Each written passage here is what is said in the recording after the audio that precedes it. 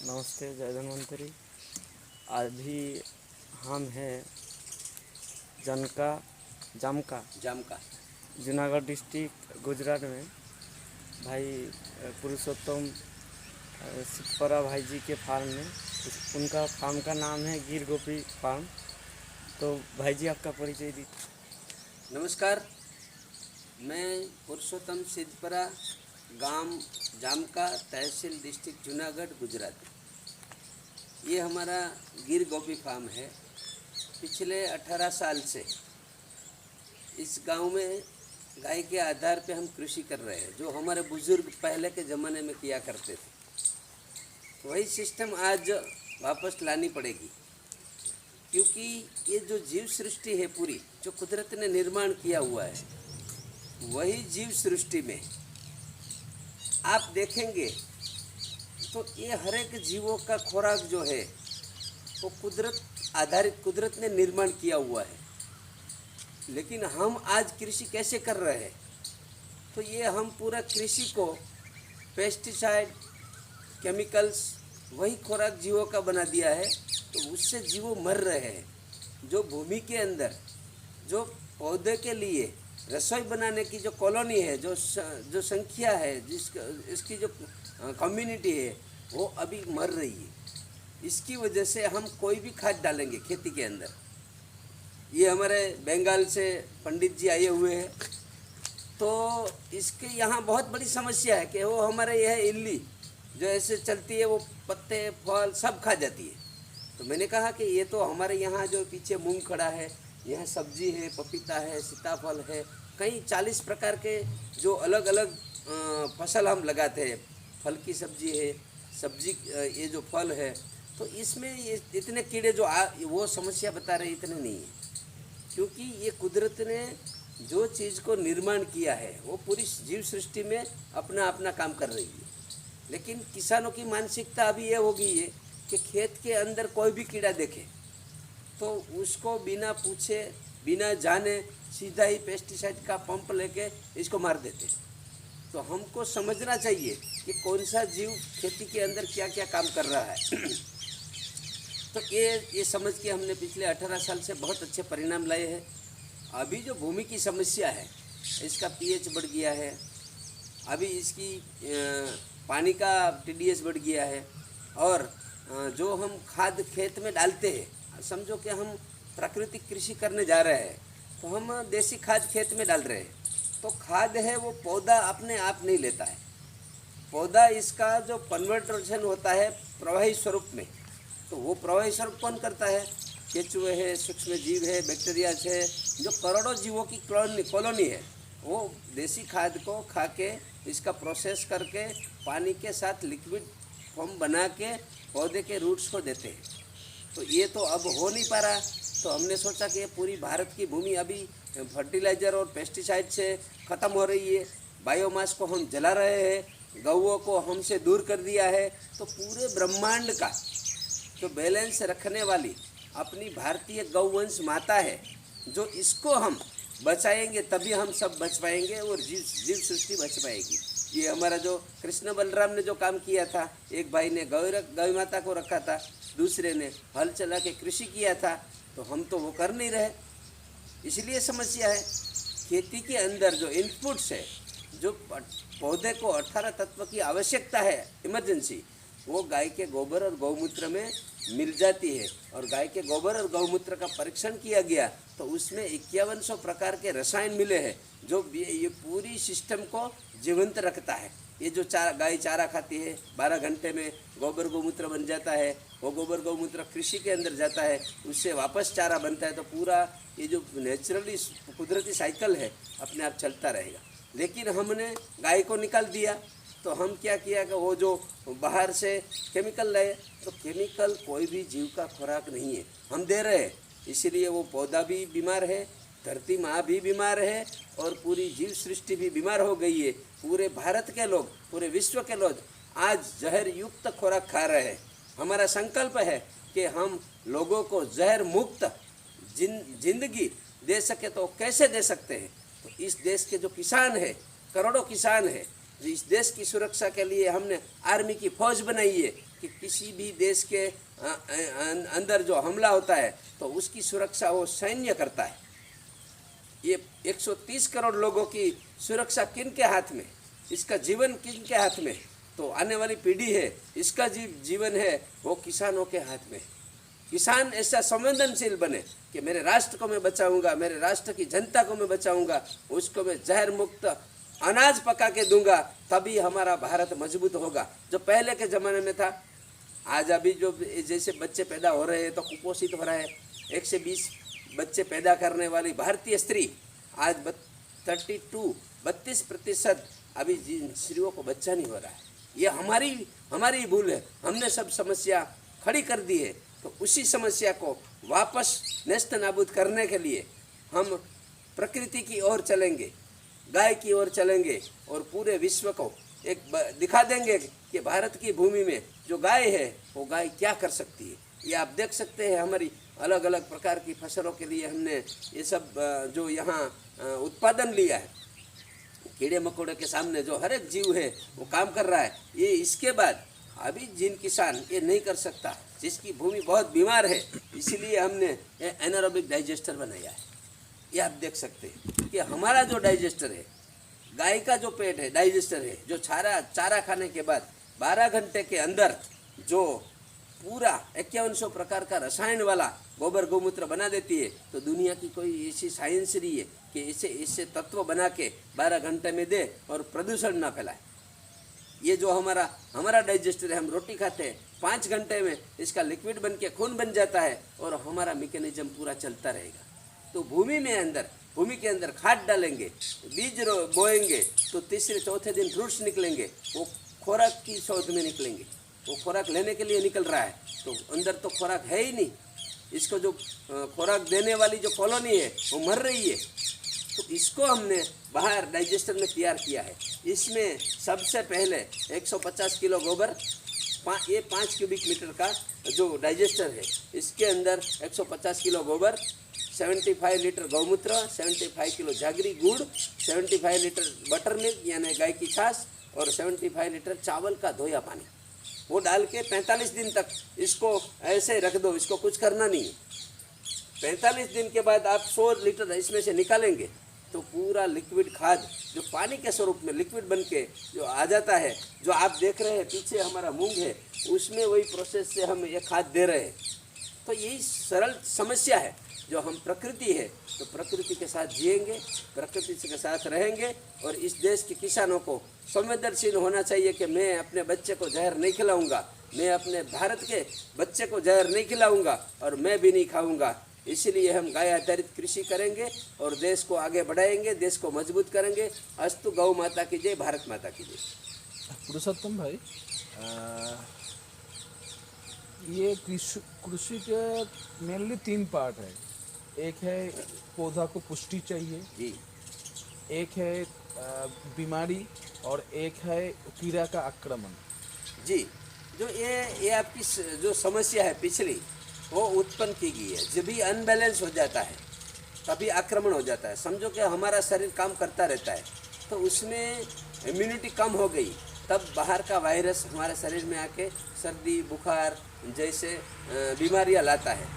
ऐसे पौधों की समस्या भी वही है।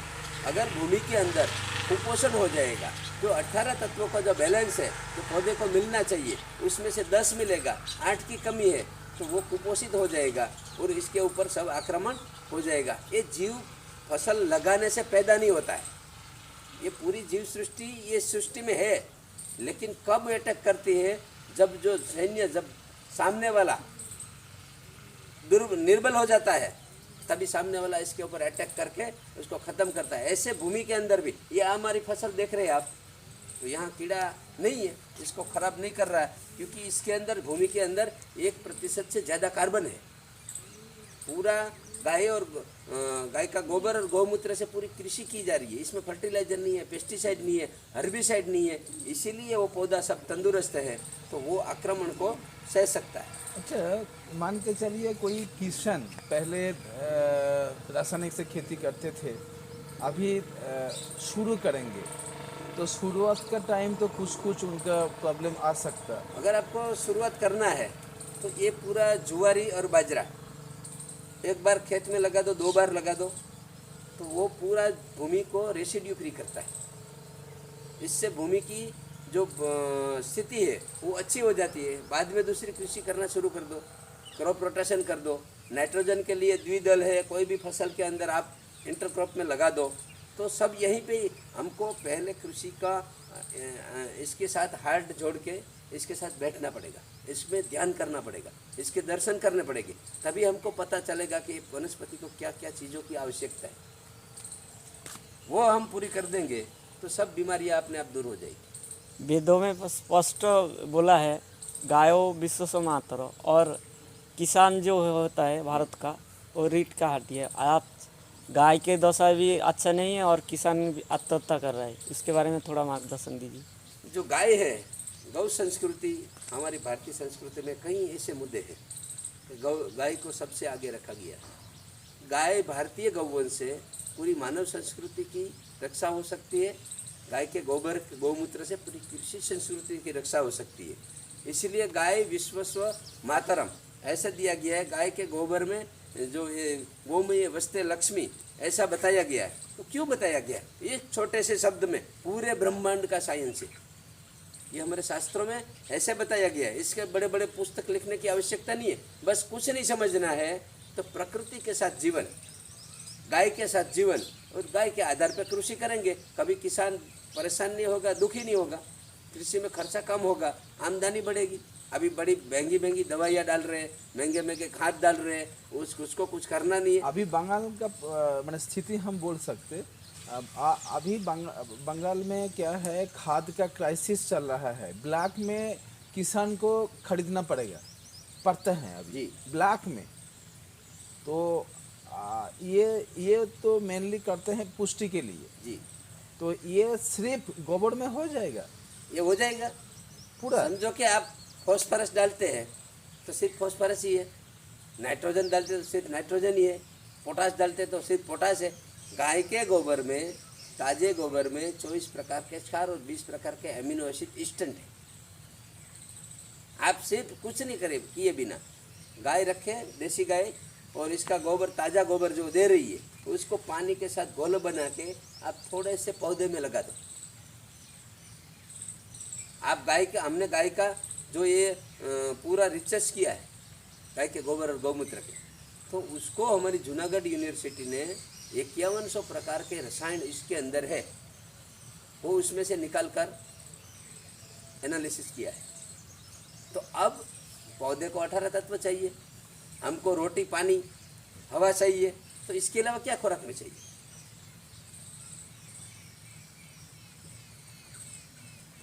तो जैसे हमारा बंगाल में एक मेन क्रॉप होता है आलू, पटेटो जी तो हर आदमी जानते हैं जो पटेटो में बहुत ज़्यादा पुष्टि चाहिए। जी और ये भी माने हर आदमी का एक सोच है कि गाय का गोबर में वो ज़्यादा पटेटो नहीं हो सकता। तो ताकत नहीं है गाय का गोबर में, हाँ? उतना ताकत नहीं हाँ, है, उतना ताकत वही नहीं समझ है। ये ये समझ गाय है। के गोबर में क्या ताकत है ना, तो मैंने आपको फोटोग्राफ्स भेजी है। जी। कंपनी बोल रही है कि 2-2.5 किलो के पपीता होगा, तो हमने 6 किलो बना दिया। ये जो केला लगाया था, तो इसकी जो साइज़ है राउंड, वो नापने की 24 से 28 इंच तक हो सकती है, तो हमने 36 तक बना दिया। ये जो क्या बोलते हैं इसको, फ्लावर कॉबीज, हाँ हाँ हाँ हाँ हाँ फ्लावर कॉबीज, तो हमने इस सर्दी के मौसम में लगाया था। तो 6 किलो 190 ग्राम का एक फल हुआ था, 1 पीस। और जो ये जो फूल मटर गोभी लगाए थे, तो 10-10, 12-12 दाने वाली इतनी बड़ी बड़ी मटर हो रही थी, 10-12 दाने। आपको खिलाएंगे तो आप बोलेंगे कि ये शक्कर के पानी में डुबो के दिया है। मैं नहीं कह रहा, जितने लोग यहाँ आए हैं, जिनको टेस्ट करवाया है, वही बोल रहा है। वो लिख कर भी किए है कि ऐसी सब्जी और ऐसा टेस्ट हमने कभी ये जो खरबूजा लगाते हैं, मैक्स मेलन लगाते हैं, जो अभी भी इसके मुंह में पानी आ रहा है कि कब आपका मैक्स मेलन आ रहा है, कब आपका जो खरबूजा आ रहा है। तो ये सब से ना गौ माता की कृपा है। प्राकृतिक ढंग से कोई भी फ्रूट्स आप खाएंगे तो आप कल्पना नहीं कर पाएंगे कि ऐसे फ्रूट्स होते हैं। चलो, जिन लोग शहर में बैठे हैं, जिसको पता नहीं है कि प्रकृति क्या है, प्राकृतिक चीज से पका पपीता फल, ये जो झाड़ पे पकता है, आम झाड़ पे पकती है, अमरूद झाड़ पे पकता है, तभी इसको लेके हम खाएंगे, तभी पता चलेगा कि प्रकृति हमको क्या दे रही है। अभी किसान को पैसा चाहिए, व्यापारी को पैसा चाहिए, कच्चे फल लेके जाता है और केमिकल में पका के मार्केट में बेच रहा है, इसका फायदा भी नहीं हो रहा और केमिकल से लोगों को मार रहा है। अभी जो नया किसान है वो आपको बातों में इंस्पिरेशन हो के जो एक खेती में आना चाहता है, देसी गौ माता रखना चाहता है और जल्दी खेती में सक्सेस पाना चाहता है, उसके लिए ये बैग सही रहेगा क्या? सही रहेगा। मैं तो ये कह रहा हूँ, खेती को छोड़ो, खेती में सिर्फ चारा होगा। भारतीय गौवंश है वो पूरे विश्व में एक भी जगह पे नहीं है। वो जो इसके दूध और घी में एंजाइम बना के देते हैं, वो पूरे वर्ल्ड के किसी देश के पास नहीं है, किसी साइंस के पास नहीं है। तो हमको सबसे पहला, मैं कृषि को ये सफल मानता हूँ कि दूध की खेती करो, गाय की खेती करो। तो वो कैसे कर पाएंगे? कीड़े की समस्या नहीं है, पेस्टिसाइड की नहीं है, फर्टिलाइज़र की नहीं है, कोई भी समस्या नहीं है। समझो कि आज हमारे पास 100 गौ माता है, 100 गौ माता का आमदनी हमको 45-50 लाख का हो जाता है। इसका मिल्क है, इसकी बाई प्रोडक्ट गोबर है, इसका जो बछड़ी बछड़ा है, तो सब मिला के गिनती करेंगे तो ये हमारा 20 एकड़ भूमि में हम कभी 40 एकड़ का मुनाफा कर नहीं सकते फसलों में।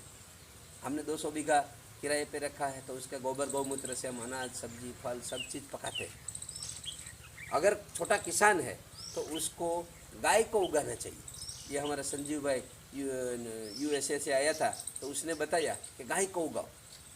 वो फार्मासिस्ट है, बहुत बड़ी कंपनी है इसकी। तो उसने बताया कि मैंने लैब टेप रिपोर्ट बताया कि गाय के दूध में इतना तत्व है, गाय के गोबर में है, ये गाय के दूध घी में है। तो वो बताया कि ये जो एंजाइम्स है, वो एंजाइम पूरे विश्व के किसी के पास नहीं है जो अपना भारतीय गौवंश दे रहा है। तो हमने कहा कि आई लव जाम का, आप गाय को उगाओ और गाय की कृषि करो। तो खेत में हम 2 एकड़ में चारा लगा दो, कुछ करने का नहीं है। वो गाय 10 गाय माता आपके चारा खाएगी, वो हर रोज़ दूध देगी, हर रोज़ दूध देगी तो आप मार्केट में दो, या तो बाई प्रोडक्ट बनाओ, इसका शिखंड बनाओ, मिठाई बनाओ, घी बनाओ, औषधियाँ बनाओ, गोबर देती है वो वापस खेत में डाल दो। तो कुछ आपका जो साइकिल है ना, वो 100 में से 90% डाउन आ जाएगा। सबसे पहले कृष्ण ने वही किया था, वो गाय रखी थी, एक भाई ने हल चलाया था, तो गाय के आधार पर कृषि। हम तो कंपनियों के आधार पे कृषि कर रहे हैं।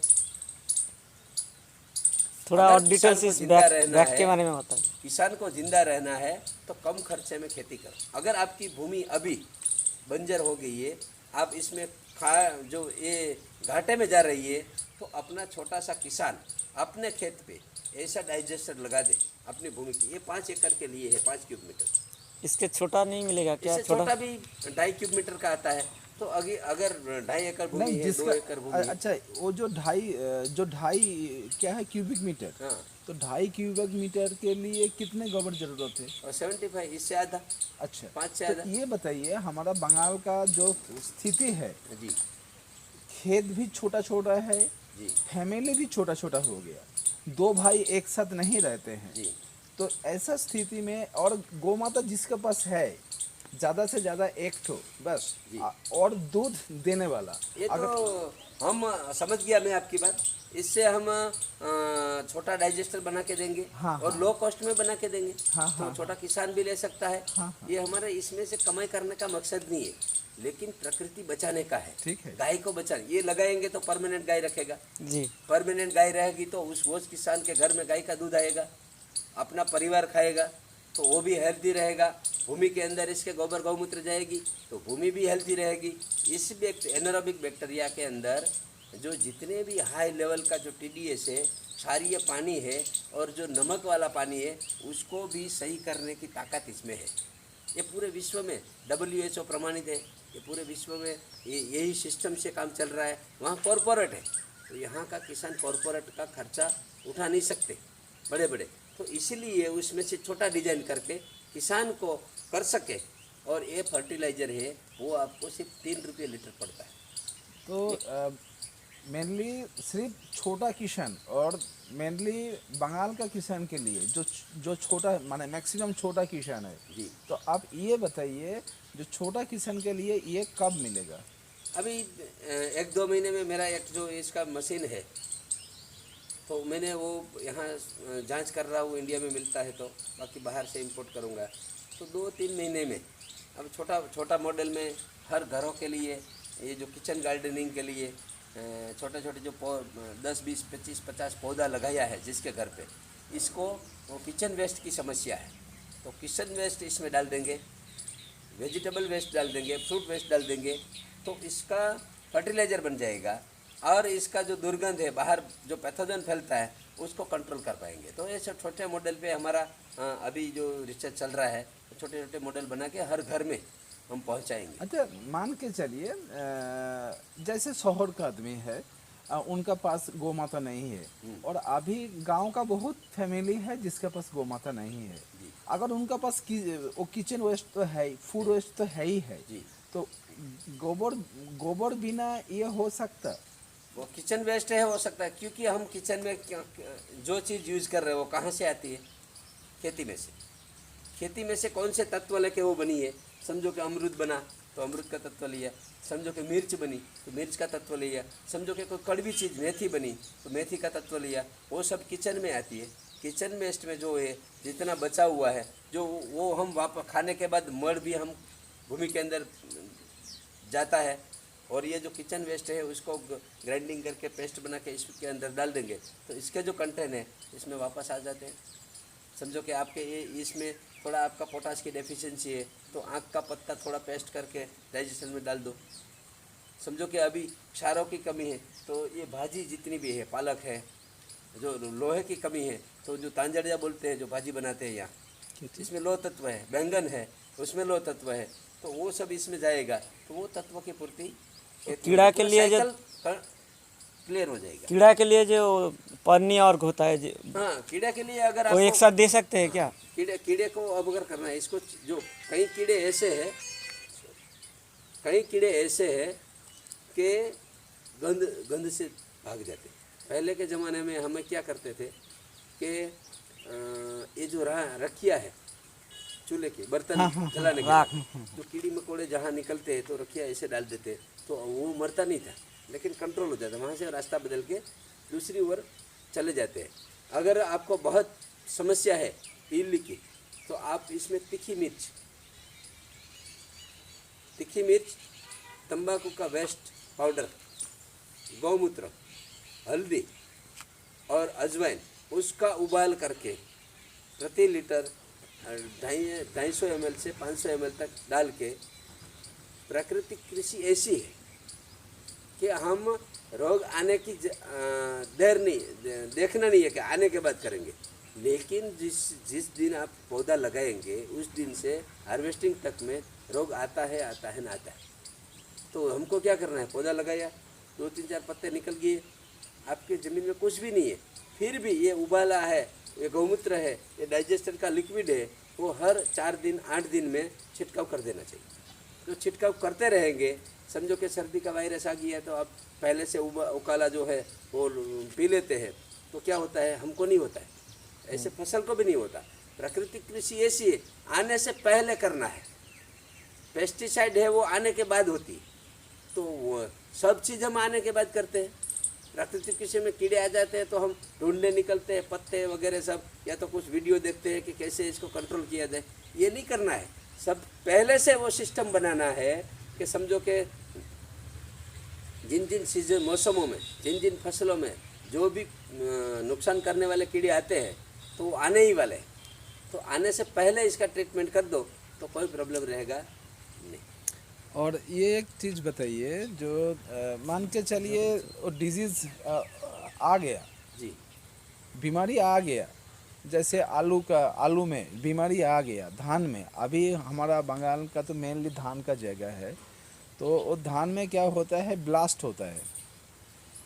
तो ये माने नेक ब्लास्ट होता है और बहुत टाइप ब्लास्ट है।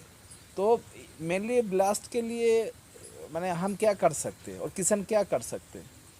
ब्लास्ट यानी मैं समझा नहीं। धब्बा धब्बा हो जाता है।